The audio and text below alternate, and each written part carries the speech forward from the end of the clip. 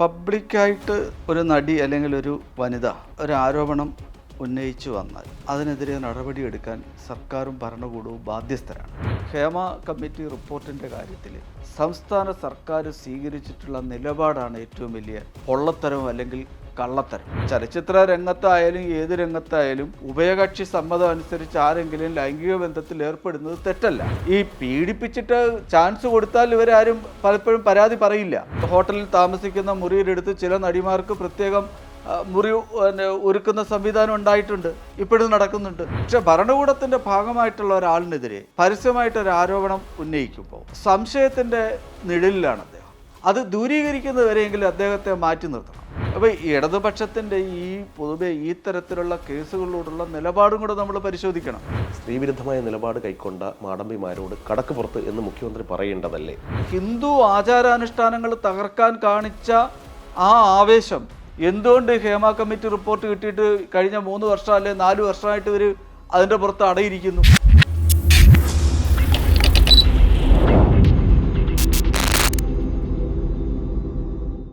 നമസ്കാരം. ഇന്റർവ്യൂവിൻ്റെ പുതിയൊരു അധ്യായത്തിലേക്ക് സ്വാഗതം. അതിഥിയായി ചേരുന്നു Shri G K Suresh Babu. Welcome sir, welcome to interview. നമസ്തേ. ജി കെ, കഴിഞ്ഞ കുറച്ച് ദിവസങ്ങളായിട്ട് മാധ്യമങ്ങളിലെല്ലാം നിറഞ്ഞു നിൽക്കുന്ന ഈ ഹേമ കമ്മിറ്റി റിപ്പോർട്ടാണ്. ഇതൊന്നും മാറിയിട്ട് പുതിയൊരു വിഷയം ചർച്ച ചെയ്യാമെന്നുള്ളതായിരുന്നു എൻ്റെ ഒരു ധാരണ. പക്ഷേ ഇതങ്ങോട്ട് മാറുന്നതേയില്ല. ഓരോ ദിവസവും ഇങ്ങനെ പുതിയ പുതിയ വാർത്തകൾ, അപ്ഡേറ്റ്സ് ഇങ്ങനെ വന്നുകൊണ്ടേയിരിക്കുകയാണ്. ഇപ്പോൾ ഏറ്റവും ഒടുവിൽ വന്നിരിക്കുന്ന നമ്മുടെ സംവിധായകൻ ശ്രീ രഞ്ജിത്ത്, അദ്ദേഹവുമായി ബന്ധപ്പെട്ട് ബംഗാളിൽ നിന്ന് ഒരു നടി ഒരു ആരോപണം ഉന്നയിച്ചിരിക്കുന്നു. താങ്കളുടെ ശ്രദ്ധയിൽപ്പെട്ടിട്ടുണ്ടാവുമല്ലോ, ശ്രീലേഖ മിത്ര. എന്താണ് അതിനെക്കുറിച്ച് എന്താണ് അഭിപ്രായം? അല്ല, ഈ പബ്ലിക്കായിട്ട് ഒരു നടി അല്ലെങ്കിൽ ഒരു വനിത ഒരു ആരോപണം ഉന്നയിച്ചു വന്നാൽ അതിനെതിരെ നടപടിയെടുക്കാൻ സർക്കാരും ഭരണകൂടവും ബാധ്യസ്ഥരാണ്.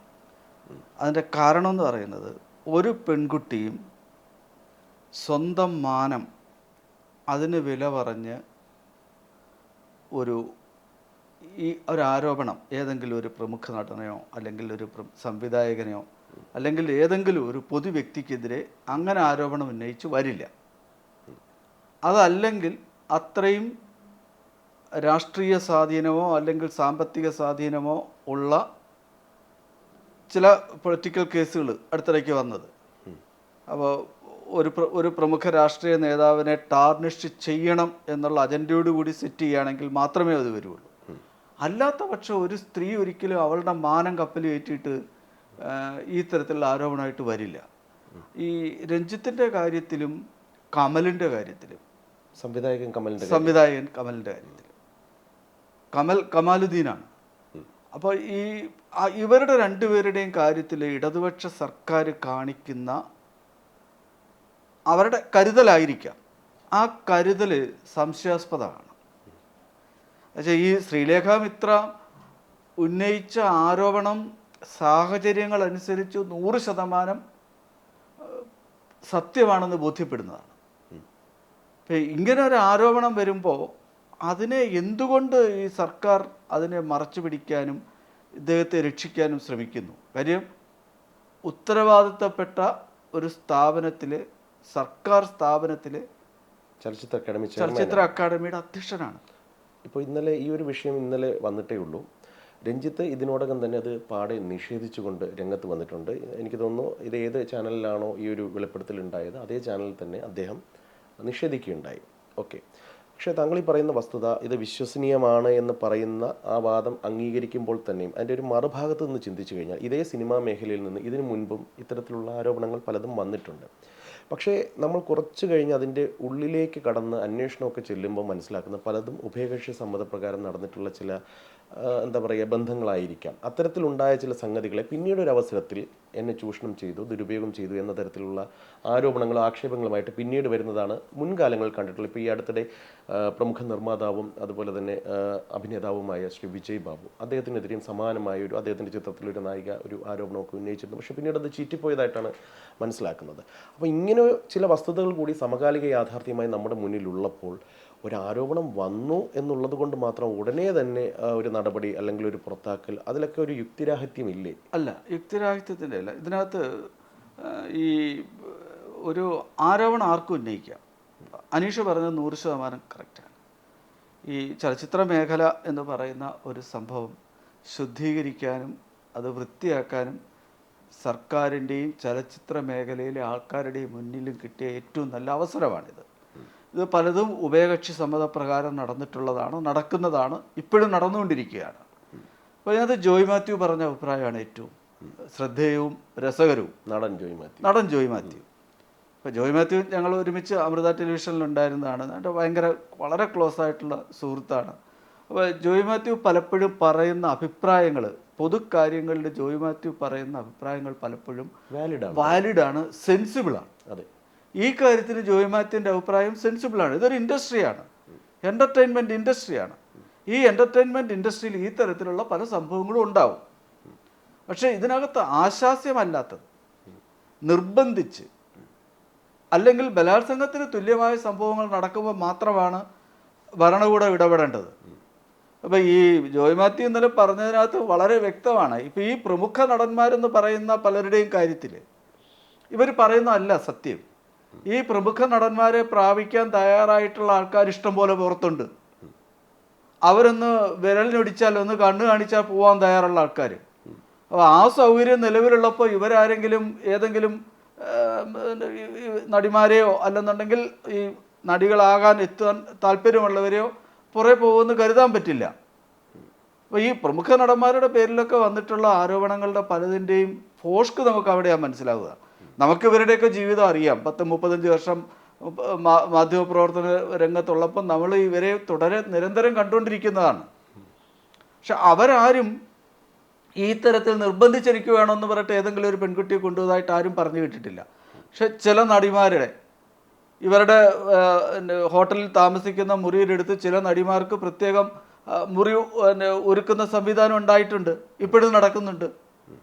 ഇതൊക്കെ നമ്മുടെ ക്യാപ്റ്റീവ് ജനറേഷനാണെന്ന് മാധ്യമപ്രവർത്തകരുടെ ഇടയിൽ പറയുന്ന ചില സംഭവങ്ങൾ ഉണ്ടായിട്ടുണ്ട്. പക്ഷെ ഇതിനെയും കൂടെ ഒരുമിച്ച് ഒരേ രീതിയിൽ കാണുന്നത് ശരിയല്ല. കാര്യം ഇവരാരും ചലച്ചിത്ര അക്കാദമി ഭാരവാഹികളല്ല, ഭരണകൂടത്തിൻ്റെ ഭാഗമല്ല.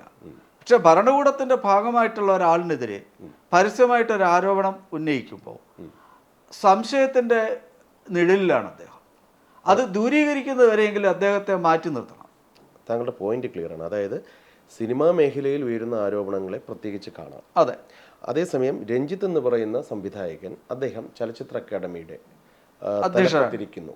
അപ്പോൾ അദ്ദേഹത്തിനെതിരെ ഒരു ഭരണഘടനാപരമായ ഉത്തരവാദിത്വം നിർവഹിക്കുന്ന ഒരാളെ അദ്ദേഹത്തിനെതിരായി ഉണ്ടാകുന്ന ആരോപണത്തെ സെപ്പറേറ്റ് തന്നെ ട്രീറ്റ് ചെയ്യണം എന്നുള്ളതാണ് താങ്കൾ പറയുന്നത്.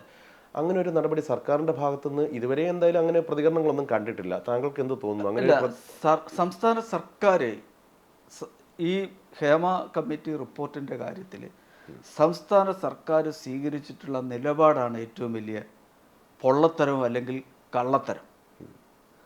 ഈ റിപ്പോർട്ട് കിട്ടിയിട്ട് ഇത്രയും വർഷമായി. എങ്ങനെ ഈ റിപ്പോർട്ട് മുക്കാം, ഈ റിപ്പോർട്ട് എങ്ങനെ പുറത്തു വരാതിരിക്കണം, അതിനെക്കുറിച്ചാണ് ഇവർ ഗവേഷണം നടത്തിയത് മുഴുവൻ.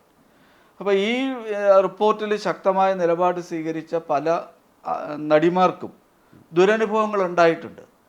അവരെ ചലച്ചിത്ര രംഗത്ത് നിന്ന് ഏതാണ്ട് നിഷ്കാസനം ചെയ്യുന്ന രീതിയിലേക്കുള്ള സംഭവങ്ങൾ ഉണ്ടായിട്ടുണ്ട്. അപ്പോൾ ഈ ചലച്ചിത്ര രംഗത്തായാലും ഏത് രംഗത്തായാലും ഉഭയകക്ഷി സമ്മതം അനുസരിച്ച് ആരെങ്കിലും ലൈംഗിക ബന്ധത്തിൽ ഏർപ്പെടുന്നത് തെറ്റല്ല. അത് സുപ്രീം കോടതി ഈ അടുത്തിടയ്ക്ക് അനുവദിച്ചിട്ടുണ്ട്. അപ്പോൾ അതിനകത്ത് നിയമരാഹിത്യമില്ല. പക്ഷെ നിയമരാഹിത്യം ഉള്ളത് ഈ കാസ്റ്റ് കൗച്ചിങ്ങും അല്ലെങ്കിൽ അവനെ ഇത്ര ചാൻസ് കൊടുക്കാന്ന് പറഞ്ഞ് പീഡിപ്പിച്ചിട്ട് കൊടുക്കാതിരിക്കുകയും, ഈ പീഡിപ്പിച്ചിട്ട് ചാൻസ് കൊടുത്താൽ ഇവരാരും പലപ്പോഴും പരാതി പറയില്ല. ഇപ്പം ഈ പ്രണയമീനുകളുടെ കടൽ എന്ന് പറയുന്ന സിനിമയിൽ അവസരം കൊടുക്കാന്ന് പറഞ്ഞിട്ടാണ് കമൽ പീഡിപ്പിച്ചു എന്ന് പറഞ്ഞിട്ടാണ് കമലിനെതിരെ ആരോപണം ഉയർന്നത്. ആ ആരോപണം ഞാൻ ജനൻ ടി വിയിൽ ഞാൻ ചീഫ് എഡിറ്റർ ആയിട്ടിരുന്ന സമയത്താണ് ഈ വാർത്ത വരുന്നത്. ആ പരാതി എന്തായി? ആ പരാതിയിൽ ഒരു നടപടി ഉണ്ടായില്ല. പക്ഷെ ഇവിടെ ഒരു കാര്യം നമ്മൾ മനസ്സിലാക്കേണ്ടത്, സ്ത്രീ സുരക്ഷയ്ക്ക് വേണ്ടിയിട്ട് വനിതാ മതിൽ നിർമ്മിച്ച അതിശക്തമായ നിലപാട് കൈക്കൊണ്ടിട്ടുള്ള ഒരു സ്ത്രീ സുരക്ഷയ്ക്ക് മാത്രമല്ല, ശബരിമലയിൽ നൂറ്റാണ്ടുകളായിട്ടുള്ള ആചാരാനുഷ്ഠാനങ്ങൾ തകർത്ത് അവിടെ സ്ത്രീകളെ കയറ്റണമെന്ന് പറഞ്ഞിട്ട് വനിതാ മതിൽ കിട്ടുകയും പോലീസ് ഇരുട്ടിൻ്റെ മറവിൽ ആരും അറിയാതെ അവിടെ പെണ്ണുങ്ങളെ കയറ്റുകയും ചെയ്ത സർക്കാരാണ്. അതിന് ചുക്കാൻ പിടിച്ചത് പിണറായി വിജയനാണ്. ശരിക്കും സ്ത്രീകളുടെ പ്രശ്നങ്ങളൊന്നും അഡ്രസ്സ് ചെയ്യപ്പെടുന്നില്ല. ഇത് ഹിന്ദു ആചാരാനുഷ്ഠാനങ്ങൾ തകർക്കാൻ കാണിച്ച ആ ആവേശം എന്തുകൊണ്ട് ഹേമ കമ്മിറ്റി റിപ്പോർട്ട് കിട്ടിയിട്ട് കഴിഞ്ഞ 3 വർഷം അല്ലെ 4 വർഷമായിട്ട് ഇവർ അതിൻ്റെ പുറത്ത് അടയിരിക്കുന്നു? അതാണ് ഇതിനകത്ത് ഗൂഢാലോചന. ഈ സർക്കാരിന് സിനിമ സെറ്റിൽ നടക്കുന്ന അല്ലെങ്കിൽ ചില വ്യക്തികളുടെ, താങ്കൾ തന്നെ നേരത്തെ പറഞ്ഞു, ചില ഉഭയകക്ഷി സമ്മതപ്രകാരമുള്ള കൊടുക്കൽ വാങ്ങലുകൾ അല്ലെങ്കിൽ ബന്ധങ്ങൾ അല്ലെങ്കിൽ എന്താ പറയുക രഹസ്യ ബാന്ധവങ്ങൾ, അതിലൊക്കെ ഇടപെടുന്നതിന് ചിലപ്പോൾ പരിമിതികളുണ്ടാവും. ആരാണ് വാദി, ആരാണ് പ്രതി, ഇവിടെ ശരിക്കും ഇരയാണോ എന്നൊക്കെ ഉള്ളത് കണ്ടെത്തുന്നതിന് ചില സാങ്കേതികമായി ചില പ്രശ്നങ്ങളുണ്ട്. പക്ഷേ ഒരു പീഡന പരാതി, എന്നെ ദുരുപയോഗം ചെയ്തു, എൻ്റെ നിസ്സഹായാവസ്ഥ ഒരാൾ ചൂഷണം ചെയ്തു എന്ന് പറഞ്ഞുകൊണ്ട് ഒരു പെൺകുട്ടി രംഗത്തേക്ക് വരുമ്പോൾ സ്വാഭാവികമായിട്ടും അതിൽ നടപടി എടുക്കാവുന്നതാണ്. കമലിന്റെ കാര്യത്തിൽ അത് ഉണ്ടായില്ല, എടുക്കേണ്ടതാണ്. രഞ്ജിത്തിന്റെ കാര്യത്തിൽ അങ്ങനെ ഉണ്ടാകുമെന്ന് താങ്കൾ കരുതുന്നു? അല്ല, കമലിനെയും രഞ്ജിത്തിനെയും സർക്കാരിന്റെ ഭാഗമായിട്ടാണ് അവർ കാണുന്നത്. കമലിനോട് ഞാൻ അന്ന് സംസാരിച്ചിരുന്നു. അദ്ദേഹം എന്തായിരുന്നു പറഞ്ഞത്? അദ്ദേഹം അന്ന് പറഞ്ഞത് ഞാൻ സെറ്റിൽ ചെയ്തു, അതായത് എല്ലാ പ്രശ്നങ്ങളും പരിഹരിച്ചു. പ്രശ്നങ്ങൾ പുള്ളി സംസാരിച്ച് എന്തോ പണം കൊടുത്ത് ഒഴിവാക്കി എന്നുള്ള രീതിയിലുള്ള ഒരു പരാമർശമാണ് പുള്ളിയുടെ. പ്രശ്നമുണ്ട് എന്നുള്ളത് യാഥാർത്ഥ്യം, പ്രശ്നമുണ്ട് എന്നുള്ളത് പുള്ളി സമ്മതിച്ചു. നമ്മളത് വെച്ച് വീണ്ടും വാർത്ത കൊടുത്തു. പക്ഷെ ഈ വാർത്ത വരുമ്പം പോലും ഈ കമലിനെ പ്രൊട്ടക്റ്റ് ചെയ്യാൻ സംസ്ഥാന സർക്കാർ കാണിക്കുന്ന ആവേശം, അതാണ് ഇപ്പൊ രഞ്ജിത്തിന്റെ കാര്യത്തിൽ ഉണ്ടാകുന്നത്. രഞ്ജിത്തിന്റെ കാര്യത്തിൽ ഇപ്പം കമലിന്റെ കാര്യത്തിൽ നിന്ന് വ്യത്യസ്തമായിട്ട് ഇതിലേക്ക് വരുമ്പോൾ കാണാവുന്ന ഒരു കാര്യം എന്ന് വെച്ച് കഴിഞ്ഞാൽ, അദ്ദേഹത്തിനെതിരെ എന്താ പറയുക സ്വഭാവഹത്യ അല്ലെങ്കിൽ അങ്ങനെ പറയുന്നില്ല, എന്നാലും ഞാൻ പറയുകയാണ്, അദ്ദേഹത്തിനെതിരെ രൂക്ഷമായ ആരോപണങ്ങൾ ഇതിനു മുൻപും വന്നിട്ടുണ്ട്. ഏറ്റവും ഒടുവിൽ തന്നെ ഇപ്പോൾ അവാർഡ് നിർണ്ണയവുമായി ബന്ധപ്പെട്ടിട്ട് ഒരു ഇന്ന ആൾക്ക് അവാർഡ് കൊടുത്താൽ മതി എന്ന് പറഞ്ഞ് അദ്ദേഹം ഒരു ജൂറിയിൽ ഇടപെടുന്നു. അതേപോലെ തന്നെ സംസ്ഥാന സർക്കാർ സംഘടിപ്പിക്കുന്ന ഔദ്യോഗിക പരിപാടിയിലേക്ക് മദ്യപിച്ച് ലക്ക് കെട്ടുവരുന്നു. അദ്ദേഹം നിലത്ത് വീഴാതൊക്കെ ഉരുണ്ട് തപ്പിത്തടഞ്ഞൊക്കെയാണെന്ന് ആ വേദിയിൽ വന്നതെന്നാണ് മാധ്യമപ്രവർത്തകർ സാക്ഷികളായവർ പറഞ്ഞത്. അത് കഴിഞ്ഞ് വേദിയിൽ വന്നിട്ട് സദസ്സിലിരിക്കുന്നവരെ വെല്ലുവിളിച്ചുകൊണ്ട് സംസാരിക്കുന്നു. ഇതെല്ലാം ഒരു ഇടത് നേതാവിന് അല്ലെങ്കിൽ ഒരു ഇടത് സർക്കാരിന് ചേരാത്ത പ്രവർത്തികൾ മുഖ്യമന്ത്രിയുടെ സാന്നിധ്യത്തിലാണ്. അതെ, ഒരിക്കലും ഇടത് സർക്കാരിന് ചേരാത്ത പല പ്രവർത്തികൾ അദ്ദേഹത്തിന്റെ ഭാഗത്തു നിന്ന് ഉണ്ടായിട്ടും അദ്ദേഹത്തിനെതിരെ ഒരു നടപടിയും ഉണ്ടായിട്ടില്ല. അല്ല, ഈ പിണറായി വിജയൻ തന്നെയാണ് കോട്ടയം സമ്മേളനത്തിൽ CPM സംസ്ഥാന സമ്മേളനത്തിൽ ഉള്ളി കിടക്കുന്ന മദ്യം സംസാരിക്കേണ്ടത് എന്ന് പറഞ്ഞിട്ട് അന്ന് തലയിൽ മുണ്ടുവിട്ടിട്ട് അന്ന് പ്രവർത്തകരെ താക്കീത് ചെയ്ത ആളാണ്. എന്തുകൊണ്ട് രഞ്ജിത്തിൻ്റെ കാര്യത്തിലായാലും ഈ കമലിൻ്റെ കാര്യത്തിൽ എന്തുകൊണ്ട് ഈ പ്രിക്കോഷൻ അല്ലെങ്കിൽ ഈ പ്രൊട്ടക്ഷൻ സംസ്ഥാന സർക്കാർ കൊടുക്കുന്നു? അതാണ് രാഷ്ട്രീയം. അത് ഇടതുപക്ഷക്കാരാണെങ്കിൽ ഇതെല്ലാം ടേക്ക് ഇറ്റ് ഫോർ ഗ്രാൻഡഡ്. അതെ, അതാണ് പ്രശ്നം. അതാണ് പ്രശ്നം. ഇതിനകത്ത് പക്ഷം നോക്കരുത്. അപ്പോൾ ഈ ഇടതുപക്ഷത്തിൻ്റെ ഈ പൊതുവെ ഈ തരത്തിലുള്ള കേസുകളോടുള്ള നിലപാടും കൂടെ നമ്മൾ പരിശോധിക്കണം. അപ്പോൾ ഈ തരത്തിലുള്ള പരാതികൾ വന്നിട്ടുള്ള നിരവധി കേസുകൾ, ഒന്ന് മറ്റേ നമ്മുടെ കിളിരൂർ പെൺകുട്ടിയുടെ കേസ്, ആരാ അന്നത്തെ VIP VS അച്യുതാനന്ദൻ പറഞ്ഞതല്ലേ ഇതിനകത്ത് VIP ഇൻവോൾവ് ആണെന്ന്.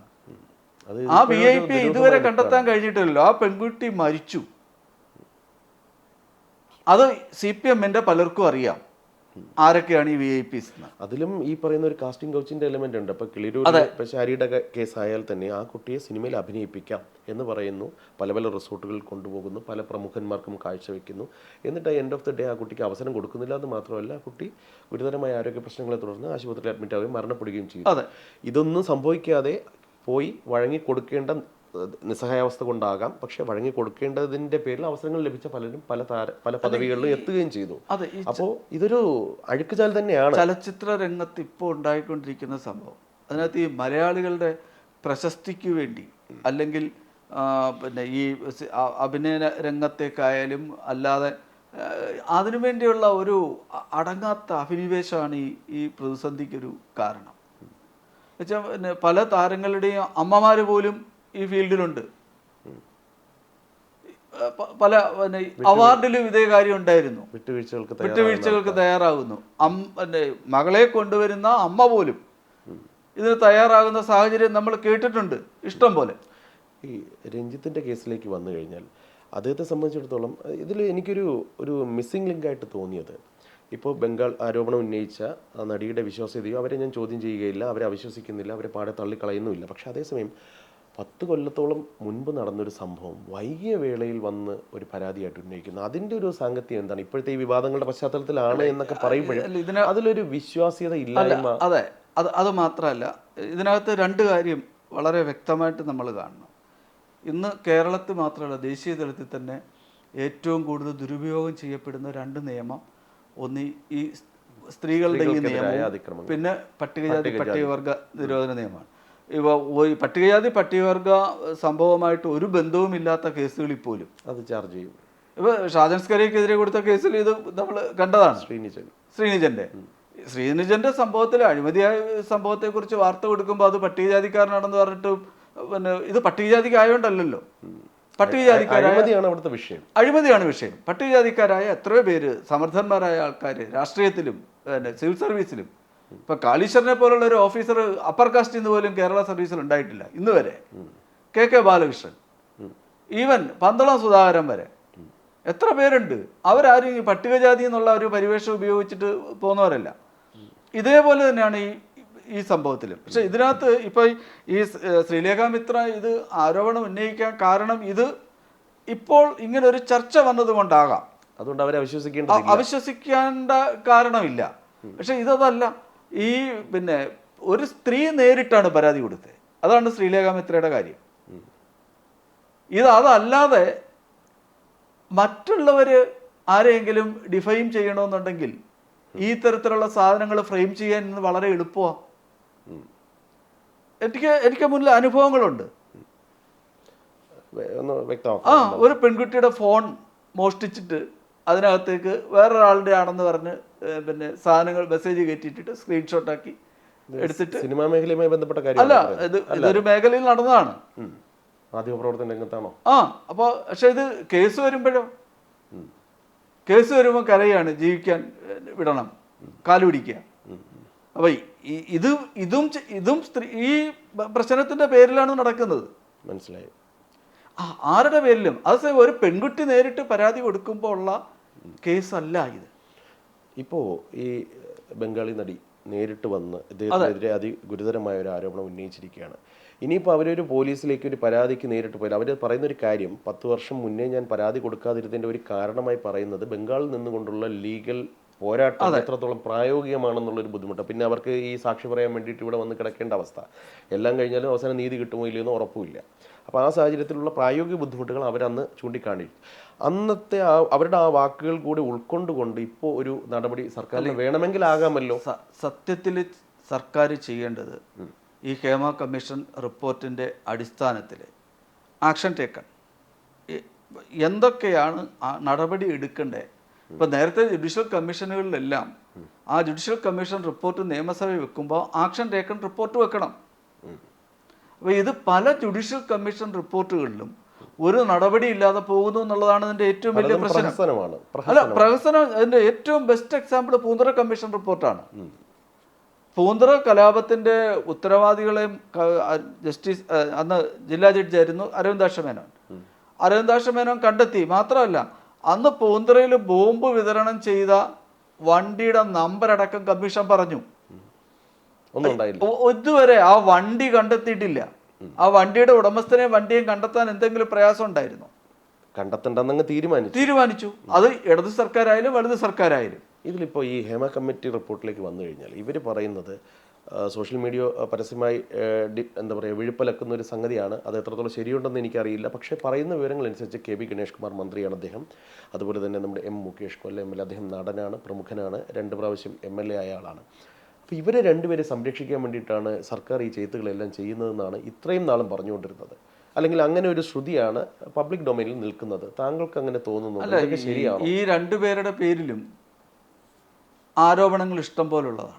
ആരോപണങ്ങൾ ആർക്കും അതെ, അല്ലെ, ഇവരുടെ ഒരു ഈ കാര്യത്തിലുള്ള അവരുടെ വിശ്വാസ്യത പൊതുസമൂഹത്തിൽ ചോദ്യം ചെയ്യപ്പെട്ടതാണ്. മുകേഷിനെതിരെ അദ്ദേഹത്തിന്റെ മുൻ ഭാര്യമാർ പല പ്രാവശ്യം പറഞ്ഞിട്ടുണ്ട്. അല്ല, മാത്രമല്ല സിനിമാ മേഖലയിലും അദ്ദേഹത്തിനെതിരെ ആരോപണം ഉണ്ടായിരുന്നു. മറ്റു പല നടന്മാരെ കുറിച്ചും ഉണ്ടായിരുന്നു. ഇപ്പോൾ സുഖമില്ലാണ്ടായ ഒരാളിനെ കുറിച്ചുള്ള ആരോപണം, അത് ഒരു കേസ് കഴിഞ്ഞ് ഇറങ്ങി വരുമ്പോൾ ഇനി മുതൽ ഞാൻ SLC ബുക്ക് വാങ്ങി നോക്കിയതിന് ശേഷമേ ഇത്തരം പരിപാടികൾക്ക് പോകുന്നത് പത്രക്കാരോട് പറഞ്ഞ കമൻറ്റ്. ഇതൊക്കെ ഉണ്ട്, സ്വാഭാവികം. പക്ഷെ ഇവർ രണ്ടുപേരും ഭരണഘടനാ പദവിയിലുള്ളവരാണ്. പക്ഷെ അവർക്കെതിരെ ഇപ്പോഴും പബ്ലിക് ഡൊമൈനിൽ ആക്ഷേപങ്ങൾ മാത്രമേ. അതെ, രഞ്ജിത്തിന്റെ കേസിൽ അതല്ല. അല്ല, രഞ്ജിത്തിന്റെ കേസിൽ വ്യക്തമായിട്ട് വന്നു. പറഞ്ഞുകൊണ്ട് ഇര നേരിട്ട് വന്നിരിക്കുക. അതെ, എയർ ക്ലിയർ ചെയ്യാനുള്ള ബാധ്യത സർക്കാരിനാണുള്ളത്. എന്തുകൊണ്ട് സർക്കാർ നടപടി എടുക്കാതെ റിപ്പോർട്ട് ഇത്രയും കാലം പൂഴ്ത്തിവെച്ചു? എന്തുകൊണ്ട്? ഇപ്പൊ ഇപ്പോൾ വിവരാവകാശ കമ്മീഷണർ നമ്മുടെ സുഹൃത്തായ അബ്ദുൽ ഹക്കീം ഇടപെട്ടില്ലായിരുന്നെങ്കിൽ ഇപ്പോഴും ഈ റിപ്പോർട്ട് പുറത്തു വരില്ല. അത് മാത്രമല്ല, ഹക്കീമിൻ്റെ ഉത്തരവിൽ അബ്ദുൽ ഹക്കീം വളരെ വ്യക്തമായിട്ട് നിർദ്ദേശം കൊടുത്തത് ഈ പേജുകൾ 49 മുതൽ 96 വരെയുള്ള ഖണ്ഡിക, 81 മുതൽ 100 വരെയുള്ള പേജുകളിലെ, പിന്നെ 165 മുതൽ ഉള്ള പേജുകളിലെ കുറേ ഖണ്ഡിക, ഇത്രയും ഒഴിവാക്കണമെന്നാണ് കമ്മീഷൻ പറഞ്ഞത്. പക്ഷെ ഗവൺമെൻറ് എന്താ ചെയ്തത്? 49 മുതൽ 53 വരെ ഉള്ള പേജുകളിലെ 11 ഖണ്ഡികകൾ വിവരാവകാശ കമ്മീഷൻ പോലും പറയാണ്ട് തന്നെ ഒഴിവാക്കി. അത് ആരെ രക്ഷിക്കാൻ? 11 പേജിൽ എന്താണുള്ളത്? താങ്കൾക്ക് എന്ത്? അതിനകത്താണ് ഈ പല പ്രമുഖരെയും ഈ തരത്തിലുള്ള ഇവരുടെ പേര് സ്പെസിഫിക് ആയിട്ട് പറഞ്ഞിട്ടുണ്ടെന്നാണ് പറയുന്നത്. കിട്ടുന്ന വിവരമാണ്, കൺഫേം കിട്ടുന്ന വിവരമാണ്. ഇത് നമ്മളാരും കണ്ടിട്ടില്ല. എല്ലാവരുടെ സ്വകാര്യത, ഇരയായാലും വാദിയായാലും ഒക്കെ എന്താ പറയുക, വാദിയായാലും പ്രതിയായാലും അവരുടെ പേര് പുറത്തുവിടുന്നില്ല എന്നുള്ളതാണ് പറയുന്നത്. അനീഷ, ഇതിനകത്ത് ഒരു പ്രശ്നം വളരെ വ്യക്തമാണ്. ഉപ്പ് തിന്നിട്ടുണ്ടോ വെള്ളം കുടിക്കണം. നിങ്ങൾ ചെയ്തിട്ടുണ്ടെങ്കിൽ അനുഭവിക്കണം, ചെയ്തിട്ടില്ലെങ്കിൽ പിന്നെ ഇതിനകത്ത് പറഞ്ഞിട്ടൊരു കാര്യമില്ല. അതുകൊണ്ടാണ് ഞാൻ ഈ മോഹൻലാലിനെയും മമ്മൂട്ടിയെയും വലിച്ചഴിക്കുന്ന ഈ സംഭവത്തോട് ഞാൻ പൂർണ്ണമായിട്ടും യോജിക്കാത്തത്. അതുകൊണ്ടാണ് അവരുടെ ആരുടെയും പേരിൽ ഇങ്ങനെ പിന്നെ ഈ ആരോപണം ഇല്ല. അവരാരെങ്കിലും സിനിമയിൽ അവസരം കൊടുക്കാമെന്ന് പറഞ്ഞ് പീഡിപ്പിച്ചായിട്ട് ഒരു പരാതി ഇന്ന് വരെ കേട്ടിട്ടില്ല. പക്ഷെ ഇതല്ല, ഭരണത്തിൻ്റെയും ഔദ്യോഗിക ചുമതലയും വഹിക്കുന്ന ആൾക്കാർക്കെതിരെ നേരിട്ട് പരാതി വരുമ്പോൾ ഇത് 10 വർഷം പഴക്കമുള്ളതാണെന്ന് പറഞ്ഞിട്ട് കാര്യമില്ല. അങ്ങനെയുണ്ട് വർഗീസ് വധക്കേസിൽ എങ്ങനെ ലക്ഷ്മണനെ ശിക്ഷിക്കുന്നത്? ഇതിൽ രഞ്ജിത്തിൻ്റെ കേസിലേക്ക് വരുമ്പോൾ അതിൽ എനിക്ക് പിന്നെയും ചില വിശ്വാസ്യതയുടെ ചില പ്രശ്നങ്ങൾ എനിക്ക് കാണുന്നു. അതായത് താങ്കൾ തന്നെ നേരത്തെ പറഞ്ഞ ജോയ് മാത്യുവിൻ്റെ ആ ഒരു ഉഭയകക്ഷി സമ്മതപ്രകാരമുള്ള കാര്യങ്ങൾ താങ്കൾ സിനിമ ഇൻഡസ്ട്രിയിൽ കോമൺ ആണെന്ന് പറയുന്നു. അതേ കാര്യം ഞാൻ നേരിട്ട് എന്താ പറയുക സാക്ഷിയായ ഒരു കാര്യം പറയുകയാണെങ്കിൽ ഒരു IFFK വേദി 10 കൊല്ലം മുൻപാണെന്ന് കൂട്ടിക്കോളൂ. ഇപ്പോൾ തിരുവനന്തപുരത്ത് അന്ന് കൈറ്റ്ലി ശ്രീ തിയേറ്റർ ആയിരുന്നു പ്രധാന വേദി. ആ വേദിയോട് അടുത്തുള്ളൊരു നക്ഷത്ര ഹോട്ടലിൻ്റെ ബാറിൽ അന്ന് IFFKയിൽ ഡെലിഗേറ്റ് ആയിട്ട് വന്നിട്ടുള്ള എൻ്റെ 2 സുഹൃത്തുക്കൾ, ഒരു ആൺ സുഹൃത്തും ഒരു പെൺ സുഹൃത്തുണ്ട്. അവർ മദ്യപിക്കുകയാണ്. അവരോടൊപ്പം അന്ന് ആ ബാർ ഹോട്ടലിൽ ഞാനും ഉണ്ടായിരുന്നു. ഞങ്ങളിരുന്നതിൻ്റെ ഓപ്പോസിറ്റ് ചെയറിലായിട്ട് ഈ പറയുന്ന സംവിധായകൻ രഞ്ജിത്തും അതുപോലെ തന്നെ മലയാളത്തിൽ അറിയപ്പെടുന്നൊരു നടനും അവരവിടെ ഇരുന്ന് മദ്യപിക്കുന്നുണ്ട്, പുറത്തു പോകുന്നുണ്ട്, സിഗരറ്റ് വലിക്കുന്നുണ്ട്, വരുന്നുണ്ട്. അന്ന് നമ്മൾ ഈ ആൺ സുഹൃത്തും പെൺസുഹൃത്തുമായിട്ട് ഉള്ള സംഭാഷണത്തിനിടയിൽ ആ പെൺകുട്ടി എന്നോട് ഒരിക്കൽ പറഞ്ഞൊരു കാര്യം, അല്ലെങ്കിൽ ആ സമയത്ത് അവിടെ ഇരുന്നുകൊണ്ട് ആ പെൺകുട്ടി രഞ്ജിത്തിനെ നോക്കിയിട്ടൊരു പാട്ട് പാടുകയാണ്. ഒരു നാൾ ശുഭരാത്രി നേർന്നു, ഗുൽമോഹർ എന്ന് പറയുന്ന സിനിമയിലെ രഞ്ജിത്ത് ആ ഒരു മനോഹരമായ ഗാനം ആ പെൺകുട്ടി അവിടെ ഇരുന്ന് പാടുകയാണ്. അത് രഞ്ജിത്ത് കേൾക്കാൻ വേണ്ടി പാടുകയാണ്. ഞാൻ ചോദിച്ചു, എന്ത് പറ്റി, നീ എന്താ ഇപ്പോൾ ഇങ്ങനെ പാടുന്നത്? എനിക്ക് അയാളോട് പ്രണയം തോന്നുന്നു. ആ പെൺകുട്ടിയുടെ അപ്പൻ്റെ പ്രായം ഉണ്ടായിരിക്കും ഒരുപക്ഷെ രഞ്ജിത്തിന്. ഞാൻ ചോദിച്ചു, അതെന്താ അങ്ങനെ? എനിക്ക് അയാളോട് പ്രണയം തോന്നുന്നു. അപ്പോൾ ഇത്തരത്തിൽ നിരവധി പേർ രഞ്ജിത്തിനെ അല്ലെങ്കിൽ രഞ്ജിത്ത് ഉൾപ്പെടെയുള്ള സംവിധായകരെയോ നടന്മാരെയൊക്കെ പ്രണയിക്കാനോ കാമിക്കാനോ ഒക്കെ താല്പര്യപ്പെടുന്ന ആൾക്കാരുള്ളൊരു സമൂഹമാണിത്. അങ്ങനെയുള്ളൊരു സൊസൈറ്റിയിൽ രഞ്ജിത്തിനെ പോലെ ഒരാൾ ഈ പറയുന്ന പോലെ ഒരു സ്ത്രീയോട്, ഒരു ബംഗാളി നടിയോട് അങ്ങോട്ട് പോയി ഈ പറയുന്ന പോലെ നിലവാരമില്ലാത്ത രീതിയിൽ പെരുമാറി എന്ന് പറയുമ്പോൾ അതിലൊരു യുക്തിരാഹിത്യമില്ലേ? അല്ല, അത് അങ്ങനെ പറയാൻ ഞാൻ ആരുടെയും വക്താവല്ല. ഞാൻ ചോദിക്കാൻ മറുവശം, ഒരു പെൺകുട്ടി അവളുടെ അനുഭവം വിവരിച്ചിട്ട് അവൾ സ്വന്തം ചെലവിൽ തിരിച്ചുപോയി എന്നാണ് പറയുന്നത്. അങ്ങനെ രഞ്ജിത്തിനെതിരെ ആരോപണം ഉന്നയിക്കാൻ വേണ്ടിയുള്ള ശത്രുത എന്താ ഇവർക്കുള്ളത്? പ്രത്യേകിച്ച് കാര്യമൊന്നുമില്ല. പ്രത്യേകിച്ച് ഇതുകൊണ്ട് എന്തെങ്കിലും ലാഭം അവർക്കുണ്ട്? കാര്യം അവർക്ക് ചിലപ്പോൾ ഒരു പക്ഷേ, ഞാൻ രഞ്ജിത്തിൻ്റെ വക്താവായിട്ടല്ല പറയുന്നത്, പക്ഷേ പോസിബിലിറ്റീസ് ചിന്തിക്കുകയാണ്, മറുഭാഗത്തു നിന്നുള്ള വാദങ്ങളോ പ്രതിവാദങ്ങളോ ചിന്തിക്കുകയാണ്, അത്രയേ ഉള്ളൂ. ആരുടെയും വക്താവല്ല. ഒരു പക്ഷേ രഞ്ജിത്തിന് മലയാളം സിനിമയിൽ ഒരുപാട് ശത്രുക്കളുണ്ട്, അത് നമുക്കറിയാവുന്ന കാര്യമാണ്. പലരും ഒളിഞ്ഞും തെളിഞ്ഞും അദ്ദേഹത്തിനെതിരെ വന്നിട്ടുണ്ട്. അങ്ങനെ അദ്ദേഹത്തിനെ ശത്രുപക്ഷത്ത് കാണുന്ന ഒരാൾ ഈ ഒരു നടിയെ അല്ലെങ്കിൽ അദ്ദേഹത്തിനെതിരെ ആരോപണം ഉന്നയിക്കാൻ വേണ്ടി ഒരു ഇരയെ മുന്നിലേക്ക് കൊണ്ടുവരാനുള്ളൊരു സാധ്യത അല്ലെങ്കിൽ ഒരു മാനിപ്പുലേഷൻ തള്ളാൻ പറ്റുമോ? ഇല്ല, അത് തള്ളാൻ പറ്റില്ല. പക്ഷെ അതാണ് പറയുന്നത്, അന്വേഷിച്ച് സത്യം കണ്ടെത്താമല്ലോ. അപ്പോൾ ചുരുക്കം പറഞ്ഞാൽ ഒരു ആരോപണം ഉണ്ടായി, അതൊരു വസ്തുതയാണ്. ആരോപണം ശരിയോ തെറ്റോ അത് കണ്ടെത്തേണ്ട കാര്യമാണ്. അതിനുവേണ്ടി ഒരു നിഷ്പക്ഷമായ അന്വേഷണം വേണം. അതാണോ താങ്കൾ പറയുന്നത്? ഞാൻ പൂർണ്ണമായിട്ടും. പക്ഷെ അങ്ങനെയാണെങ്കിൽ ഈ ഉത്തരവാദിത്തപ്പെട്ട സ്ഥാനത്ത് നിന്ന് അദ്ദേഹത്തെ മാറ്റി അതെ, അദ്ദേഹത്തെ ഈ സംശയം ഉണ്ടെങ്കിൽ അദ്ദേഹത്തെ മാറ്റി നിർത്തണം. ഈ രഞ്ജിത്തിന് ഒരു സിനിമ ഇൻഡസ്ട്രിയിലുള്ള ചില ആൾക്കാർ പറയുന്ന ഒരു മാടമ്പിയാണ് അദ്ദേഹം എന്നാണ് പറയുന്നത്. ആക്ഷേപമുണ്ട്. അങ്ങനെ അദ്ദേഹത്തെ പരിഹസിക്കുന്നുണ്ട്. താങ്കൾക്ക് അങ്ങനെ തോന്നുന്നുണ്ടോ? അല്ല, എപ്പോഴും അദ്ദേഹത്തിന്റെ പെരുമാറ്റം ആ രീതിയിലാണ് പലപ്പോഴും ഉണ്ടായിട്ടുള്ളത്. ഉള്ളിന്റെ ഉള്ളിൽ പുള്ളി ഒരു എപ്പോഴും മംഗലശ്ശേരി നീലകണ്ഠനാണ് എന്ന് ഇൻഡസ്ട്രിയിലുള്ള ഒരു ഫിലിം എഡിറ്ററാണ് എന്നോട് പറഞ്ഞത്. മംഗലശ്ശേരി നീലകണ്ഠന്റെ ഒരു നന്മയോ അല്ലെന്നുണ്ടെങ്കിൽ അദ്ദേഹത്തെ അർഹിക്കുന്ന ഒരു സിമ്പതി പോലും ഇല്ലാത്ത രീതിയിൽ മാടമ്പി സംസ്കാരം അദ്ദേഹം എല്ലാത്തിലും ആ ചലച്ചിത്ര അക്കാദമിയിലായാലും ഉണ്ട് എന്നുള്ള ആരോപണമുണ്ട്. മംഗലശ്ശേരി നീലകണ്ഠൻ നന്മയുടെ ആൾരൂപം ആവുന്നതിന് മുന്നേ മദ്യപിച്ചിട്ട് ഭാനുമതിയെ കൊണ്ട് നൃത്തം ചെയ്യിപ്പിച്ചു, ബ്ലാക്ക്മെയിൽ ചെയ്ത് നൃത്തം ചെയ്യിപ്പിച്ചിട്ടുണ്ട്. അപ്പൊ അതൊക്കെ ചിലപ്പോൾ ഒരുപക്ഷെ ഇദ്ദേഹത്തിന്റെ രക്തത്തിലുള്ളതായിരിക്കുമോ? വാക്കുകൾ കേൾക്കുമ്പോൾ അങ്ങനെ എന്തോ ഒരു സാദൃശ്യം, ഒരു പക്ഷേ ആ ഒരു സാദൃശ്യം തള്ളാൻ പറ്റില്ല. പക്ഷെ സർക്കാർ ഭരണകൂടം നിഷ്പക്ഷമാണ്. ഭരണകൂടം ഇക്കാര്യത്തിൽ ഇരകളോടൊപ്പമല്ല. പക്ഷേ എനിക്കൊരു കാര്യമുള്ളതെന്ന് വെച്ച് കഴിഞ്ഞാൽ, ഇപ്പോൾ താങ്കൾ പറഞ്ഞ വാദം കറക്റ്റാണ്. മാറ്റി നിർത്തിക്കൊണ്ടൊരു അന്വേഷണം. ഇതിനു മുൻപ് തന്നെ പല കാരണങ്ങൾ, ഇങ്ങനെ ഒരു ആരോപണമൊന്നും ഇല്ലാതെ തന്നെ രഞ്ജിത്തിനെ ഇതിനു മുൻപ് തന്നെ മാറ്റി നിർത്തേണ്ടത്. കാരണം CPM സംസ്ഥാന സെക്രട്ടറി ശ്രീ MV ഗോവിന്ദൻ ഒരിക്കൽ പറയുകയുണ്ടായി, മദ്യപാനികളെ നമ്മുടെ പാർട്ടി ഒരിക്കലും ഉത്തരവാദിത്തപ്പെട്ട സ്ഥാനങ്ങളിൽ നിർത്തില്ല, അവരെ നമ്മൾ മാറ്റി നിർത്തും, ഉത്തരവാദിത്തപ്പെട്ട സ്ഥാനങ്ങളിൽ നിന്ന് മാറ്റി നിർത്തി അവർ നല്ല അനുഭാവികളായി തുടരട്ടെ. അദ്ദേഹം ഒരു പൊതുവേദിയിൽ പറഞ്ഞ കാര്യമാണ്. ഞാൻ അതിനോട് 100% യോജിക്കുന്നു. നല്ല തീരുമാനം. അങ്ങനെയെങ്കിൽ ആദ്യം പുറത്താക്കേണ്ട ആള് ശ്രീ രഞ്ജിത്താണ്. കാരണം അദ്ദേഹം മദ്യപിക്കുന്നത് ഞാൻ നേരിട്ട് കണ്ടിട്ടുള്ളതാണ്. ജനങ്ങൾ മദ്യപിക്കുന്നതിനകത്ത് തെറ്റൊന്നും സ്വകാര്യമായ കാര്യമാണ്. പക്ഷെ പൊതുവേദിയിൽ മുഖ്യമന്ത്രിയുടെ സാന്നിധ്യത്തിൽ മദ്യപിച്ച് മതോന്മത്തനായിട്ട് പ്രകടനം നടത്തുക എന്ന് പറയുന്നത് സുഖമുള്ള കാര്യമല്ല. അതിന് ഈ ഭരണകൂടം അനുവാദം കൊടുക്കുന്നു എന്നുള്ളതാണ് ഇവിടുത്തെ പ്രശ്നം. അപ്പൊ അത് മറ്റേത് സ്വകാര്യമായിട്ട് അദ്ദേഹത്തിന്റെ തീരുമാനമാണ്. പക്ഷെ മദ്യപിച്ചുകൊണ്ട് സർക്കാർ സ്പോൺസർഡ് പരിപാടിയിൽ വന്ന് നിന്നിട്ട് ഡെലിഗേറ്റ്സിനെ വെല്ലുവിളിച്ചുകൊണ്ട് സംസാരിച്ച ആളാണ്. അത് വെല്ലുവിളിക്കാനുള്ള സ്വാതന്ത്ര്യം അദ്ദേഹത്തിനുണ്ട്. പക്ഷെ മദ്യപിച്ചിട്ട് വന്ന ഒരാൾ, അപ്പോൾ അദ്ദേഹം ഒരു മദ്യപാനിയാണെന്നുള്ളത് പ്രൂവണാണ്. അങ്ങനെയാണെങ്കിൽ ശ്രീ MV ഗോവിന്ദൻ പറഞ്ഞ വാക്കുകൾ അത് അന്വർത്ഥമാകണമെങ്കിൽ അദ്ദേഹത്തെ നേരത്തെ തന്നെ പുറത്താക്കണം. ഗോവിന്ദൻ പറഞ്ഞ എല്ലാ വാക്കുകളും അദ്ദേഹം ഇപ്പൊ വിഴുങ്ങിക്കൊണ്ടിരിക്കുകയല്ലേ. അതൊരു പൊളിറ്റിക്കലി ഉള്ള കാര്യങ്ങളാണ്, പൊളിറ്റിക്കലാണ്. അപ്പൊ ഇതേ കാര്യം തന്നെയാണ്. ഇത് സ്ത്രീകൾക്ക് വേണ്ടി നിലപാടെടുക്കും, ഇടതുപക്ഷം വന്നാൽ എല്ലാം ശരിയാകുമെന്ന് പറഞ്ഞു വന്ന സർക്കാർ ഈ റിപ്പോർട്ട് കിട്ടിയിട്ട് ഇത്രയും വർഷം അതിന്റെ പുറത്ത് അടയിരിക്കണമെങ്കിൽ അത് ആരെ രക്ഷിക്കാനാ? അതിപ്പോഴും ഒരു ദുരൂഹതയാണ്. അതാണ് പ്രശ്നം ഇതിനകത്ത്. ഈ ഹേമ കമ്മിറ്റി റിപ്പോർട്ട് കിട്ടിയിട്ട് ഇത്രയും വർഷമായി. ഇപ്പൊ ഈ CWC ആയാലും അല്ലാത്ത പൊതുപ്രവർത്തകരാണെങ്കിലും ചലച്ചിത്ര രംഗത്തുള്ള നിരവധി ആൾക്കാർ വ്യക്തിപരമായിട്ട് അല്ലാതെയൊക്കെ ഇത് ആവശ്യപ്പെട്ടിരുന്നു. അപ്പൊ ഇതിനകത്ത് ആർക്കോ എന്തോ ഒളിക്കാനുണ്ട് എന്നുള്ളതാണ് സത്യം. ഈ ആർക്കോ എന്തോ എന്ന് പറഞ്ഞു കഴിഞ്ഞാൽ സർക്കാരിന്, അതെ, സർക്കാരിന്റെ കാര്യം തന്നെയാണ് പറയുന്നത്. എന്തുകൊണ്ട് ഈ സർക്കാർ ഇക്കാര്യത്തിൽ ഇങ്ങനെ പ്രൊട്ടക്റ്റ് ചെയ്യുന്നു, ഇങ്ങനെ ഷീൽഡ് ചെയ്യുന്നു? മനസ്സിലായി. ഇവിടെ ഒരു മറുഭാഗം കൂടെ നമ്മൾ ചിന്തിക്കണമല്ലോ. ഇപ്പോൾ സിനിമാ മേഖലയിൽ അന്തസ്സായി ഒരുപാട് പേർ പണിയെടുക്കുന്ന ഒരു മേഖലയാണ്. അതിനെ നമുക്ക് അടച്ചാക്ഷേപിക്കാൻ പറ്റില്ല. ഇങ്ങനെ നമ്മൾ ആക്ഷേപങ്ങൾ വാരിക്കോരി ചൊരിയുമ്പോൾ മാന്യമര്യാദയ്ക്ക് കുടുംബസമേതം ജീവിച്ച് ഇതൊരു തൊഴിലായി ഉപജീവന മാർഗമായി കണ്ടുപോരുന്ന താരങ്ങളെ അല്ലെങ്കിൽ അണിയറ പ്രവർത്തകരെ കൂടെ സംശയത്തിൽ നിന്ന് എള്ളാക്കുന്ന ഒരു ദുഷ്പ്രവൃത്തിയും കൂടെ ഇതിന്റെ പിന്നാലെ നടക്കുന്നു. അതാണ് അവിടെ എന്താ ഒരു പരിഹാരം? എന്താ? അല്ല, അവരുടെ മാന്യതയ്ക്ക് വിലയില്ലേ? അല്ല, അതാണ് ഇതിനകത്ത് ഏറ്റവും വലിയ പ്രശ്നം. ഇപ്പൊ ചലച്ചിത്ര രംഗത്ത് വരുന്ന, നന്നായിട്ട് അഭിനയിക്കുന്ന, അല്ലെ ദേശീയ തലത്തിലൊക്കെ ശ്രദ്ധയിൽപ്പെടുന്ന തരത്തിലുള്ള നല്ല താരങ്ങൾ പോലും സംശയത്തിന്റെ നിഴലിലേക്ക് പോകുന്നു. ഇതൊരു വ്യവസായമാണ്. ഈ ഇൻഡസ്ട്രി മുഴുവനായിട്ട് സംശയത്തിന് നിഴലിലേക്ക് പോകുന്നു.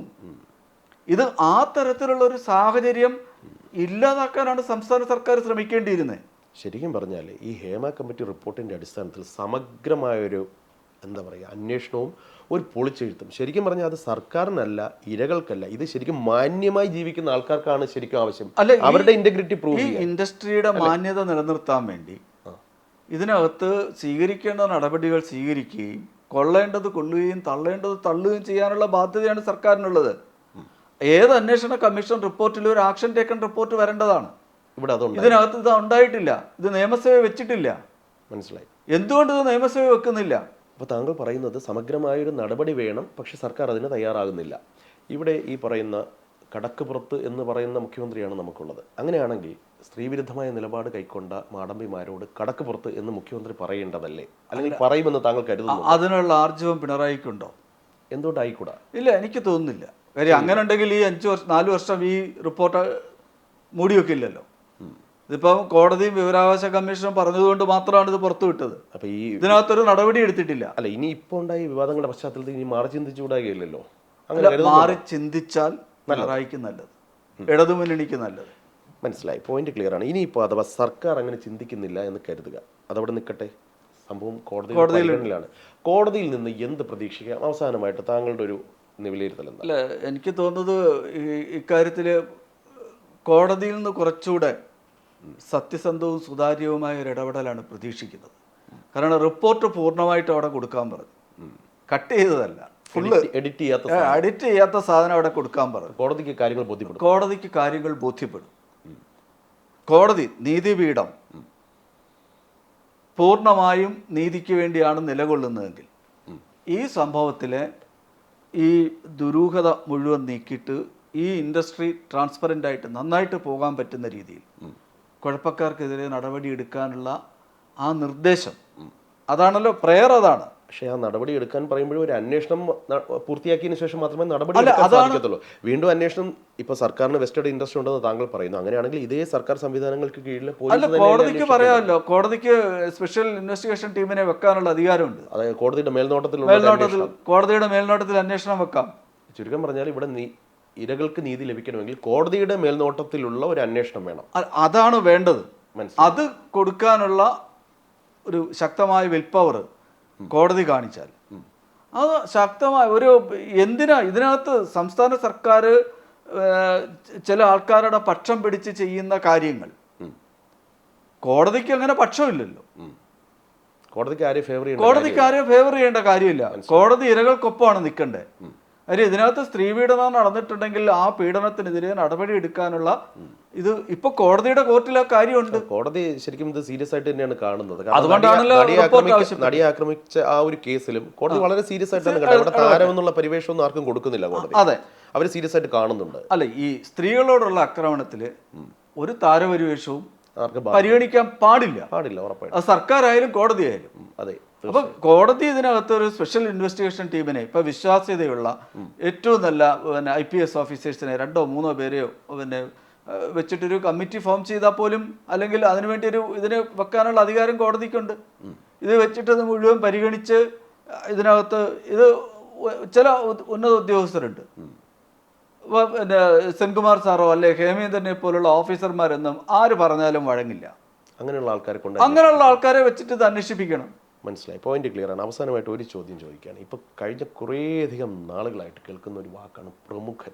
ഇപ്പോൾ താരങ്ങൾക്കൊക്കെ പ്രമുഖൻ എന്ന് പറഞ്ഞു കഴിഞ്ഞാൽ അവർക്ക് പേടിയാണെന്നൊക്കെയുള്ള ട്രോളുകളൊക്കെ വരുന്നുണ്ട്. ഈ പ്രമുഖന്മാർ അല്ലെങ്കിൽ പ്രമുഖൻ നിയമത്തിന് മുന്നിൽ വരും എന്ന് താങ്കൾ കരുതുന്നുണ്ടോ ഇല്ലയോ? അല്ല, ഈ മൊഴി വ്യക്തമാണെങ്കിൽ ഏത് പ്രമുഖരും വരണം, അകത്താവും. പക്ഷേ കണ്ടീഷൻ മറ്റേതാണ്. സുപ്രീം കോടതി പറഞ്ഞതുപോലെ ഉഭയകക്ഷി സമ്മതപ്രകാരം നടന്നിട്ടുള്ള കേസിൽ ഒന്നും ചെയ്യാൻ പിന്നീട് പരാതി പറഞ്ഞിട്ട് ഒരു കാര്യമില്ല. മനസ്സിലായി. അല്ലാതെ ശരിക്കും ആരെങ്കിലും ഇരപ്പെട്ടിട്ടുണ്ടെങ്കിൽ അവർക്ക് നീതി ലഭിക്കും. അവരെ അങ്ങനെ ഉപയോഗപ്പെടുത്തി ചൂഷണം ചെയ്തിട്ടുണ്ടെങ്കിൽ അത് നടപടി ഉണ്ടാവും. മനസ്സിലായി. ഏതായാലും ഇപ്പം കോടതി ആവശ്യപ്പെട്ടിരിക്കുകയാണ്, എഡിറ്റ് ചെയ്യാത്ത, സെൻസർ ചെയ്യാത്ത, പേരുവിവരങ്ങൾ വെട്ടിമാറ്റാത്ത ആ യഥാർത്ഥ റിപ്പോർട്ട് കോടതിയുടെ പരിഗണനയിലേക്ക് കൊടുക്കാൻ പറഞ്ഞിട്ടുണ്ട്. റിപ്പോർട്ട് അധികം വൈകാതെ സർക്കാർ കൊടുക്കുമെന്ന് കരുതുന്നു. റിപ്പോർട്ട് കോടതിയുടെ കയ്യിൽ കിട്ടട്ടെ, അവർ പരിശോധിക്കട്ടെ. നല്ലത് സംഭവിക്കുമെന്ന് നമുക്ക് പ്രത്യാശിക്കാം. നന്ദി സർ.